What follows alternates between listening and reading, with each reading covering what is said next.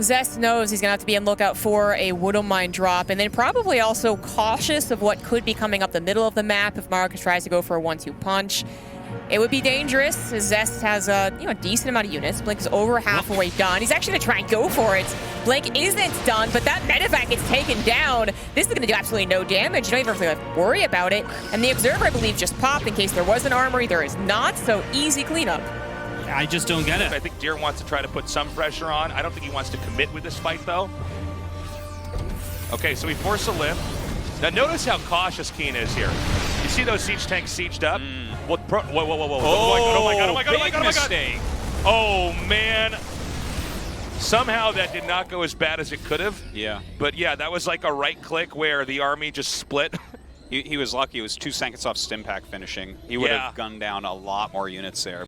Okay, now it reroutes. It will see this other Reaper of Beyond. Both players very quick to react. Grenades go down on either side. Bunny actually, I think, has the slight edge there. And he will get to the high ground! Oh, no. No. He will not. I mean, that is complete disaster. It's a complete disaster on the back of pathing, right? If there was a jumping spot like 1 hex to the left, he would have been fine. But the map is new, and so he's not used to exactly the entry point, and as a result, he clicks up the ramp. We now see this double mine drop heading towards the main base. And it's such a random timing. Like, I wouldn't be watching the minimap now. This kind of shit always gets me. Like 5 minute and 30 Widowmine drop or so, like, it's so annoying. Stalker's blocked the Reaper coming in the front. And let's see if the medevac is going to catch Skillous. I'm going to be very impressed if he pulls the probes.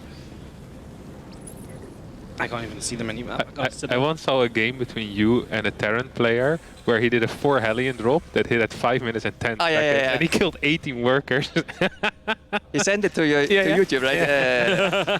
Yeah, this happens. Oh my god. I told you. Yeah, you never pay attention. Yeah, this is unfair. Why don't all Terrans just hit at the exact same timing so it makes it easier for us to react? Yeah, seriously. So stupid. I hate it when this happens. He's just going to be completely fine. Yeah, I guess you don't have to commit with this build as partying. You can just have the gateway out there, but he's making more depth, so maybe he will actually have some type of committal here. Hard to imagine him getting too much done, though, right? Like, you just put up the wall, or you just let everything in. Are you serious? I don't even know what to say. That's insane. Yeah, very surprising he let that in. Like, there is so much information. It's the only thing he needs to watch for. Is he just, like, really tired? I don't know, man. I don't know, dude. Because there was no reason that should occur.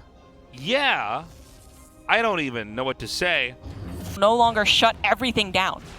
Yeah, it feels like Bunny's big timing in this game maybe disappearing. Widowmine's blowing up here. Is Hero paying attention? He's setting up an attack as well. Oh my goodness, 16 probes! The Widowmines are massive for Bunny, and that economy advantage is deleted. Did he wall off his probes exiting to the south? I mean... I think he did. Yeah? They're just walled in? Oh my gosh. Oh, that's brutal. It would have been better just had to pull it all. Yeah, just do nothing. Be a worse player, Hero. Here, the Disruptors to maybe zone the unit out from the natural ramp. We do get just 1 Queen there, but the Adepts are going huge, and there's just not really much on them, right? A few Roaches down the bottom there. The Queen's on the high ground dying. The Adepts will hit the main mineral line, and we warp it over here. The Prism does get targeted down. It will die, but 20 drones are dead as well. The Prism is dead, but the main base is also massacred. And obviously we can't recall, we've already done that before. Elaser is just losing a ridiculous amount of drones as Classic blows up his own Adept. Well, that's a play and a half that we haven't seen a whole lot. That is actually going to help Elaser stabilize. I do think Elaser was going to clean this up eventually, but not before losing a few more drones than he did in the end. And we see another one of those balls of Marines kind of there in position. He seems to be trying to play it safe. Ukko, no! Oh, what a catch. Oh, that's a lot of mutas getting picked off right there. And now the Widowmine is going to connect on them as well.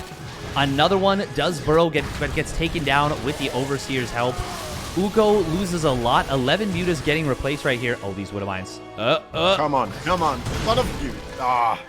It does connect on the mutas, but not as much damage as it could have been. 13 mutas went down during that I think there is potential for Creator to end the game here because there are still no Vipers. And I think it's so damn difficult. How are you going to get Roaches on top of Colossus when there are this many Immortals in the mix, as Dark is ending up losing a couple of these units? He's just all out counterattacking. Creator has gone for the full wall off. This is it. I think in the next minute we'll find out who is making it into the quarterfinals. Creator able to, or not able to prevent Dark from getting into his main base. The wall gets knocked down, but he is continuing to snipe up hatcheries on the other side of the map. He is continuing to pick up these units, and his army does not look like it's an army that's going to be going down easily. The thing is, though, Creator's going to have to recall eventually, man, because these links are +3 links with Adrenal Glands, and he recalls half his army, but he loses the Nexus. Oh no, Creator, I think the dreams are falling apart here. He has lost each and every single base. He has the better army, the army that could have actually won the fight straight up, but Dark says, I'm not fighting your army, mate.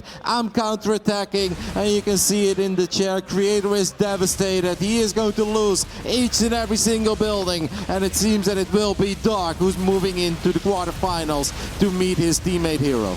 Every single one of these buildings, these are the last lifelines there, but Dark takes out the last building. He eliminates Creator, not only from the game, but from the tournament. We still need to be a little bit careful. Yeah, I mean, I love us. That doesn't do anything, but okay. Yeah. I don't know. Did he really think that this was going to be... There's no way he thought that was a wall. There's absolutely no way. From the get-go. But I guess that would have made the Adept at least move around the gateways, to be fair. Hey, so. Did he block his Nexus? Don't tell me that he blocked his Nexus. Oh my god, I think you're right. You know he did. Yeah, he did. He blocked his Nexus. He did. Oh my god. Okay, well, this is just... And now there's an Oracle flying into his main base. No shield battery. All the Stalkers out of position. Zombie grub. This is not looking good for Shadown. At least a few probes are going to fall here. At least the recall is solid, but this is about as bad of a best of 5 start as you could imagine. Exactly. At least the build fits together a little bit better here for Super. He's getting Blink, so that's going to be, I think, a little bit stronger for him, right? He's going to have a stronger ground army, especially after eliminating all those Ravagers. Oh my god. He's eating those biles every time. Yeah, that was a lot. Gotta be careful. Meanwhile, this link counter attack is actually really paying for itself here. He's doing some serious damage with these links. So much lost mining time, so many killed probes. And now a counter attack across the map, but I don't think he can go through that area. Hopefully you can force field that for days. Yeah. It's not a good area to attack through. We see that all too often. Yeah, even though a lot of pros try to do it. Again, no air units being made. 18 more links, 6 more Ravagers coming up here. Things getting a little bit messy on the map as the Zerg's army's not quite put together. Ooh, he's got to be careful. Loses that Overseer, so the Observer should be safe. Oh my god, what? pathing. That pathing. Yeah. He clicked up in front of his natural, I think, and half the army went the wrong way, and he loses it.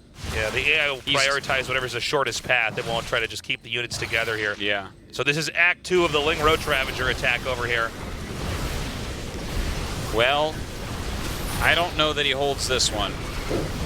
He is eating vials here once again. Some of the Zealots getting on top of Ravagers, which is nice. Yeah. But the amount of vials that are hitting, the amount of morals he's already lost, there's no Prism for juggling. He's just not really microing enough here.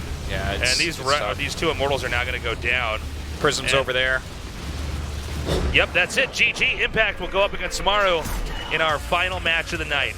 Yeah, Super is not happy with that game. That was not his finest moment. The mispathing, the not bringing your Prism over as well. He ate a lot of vials on the attack and on the defense. You know, man, I think Impact Super had a strong showing at the start, but I don't know if it was fatigue or what, but especially in that last game, it was just very sloppy by him, unfortunately.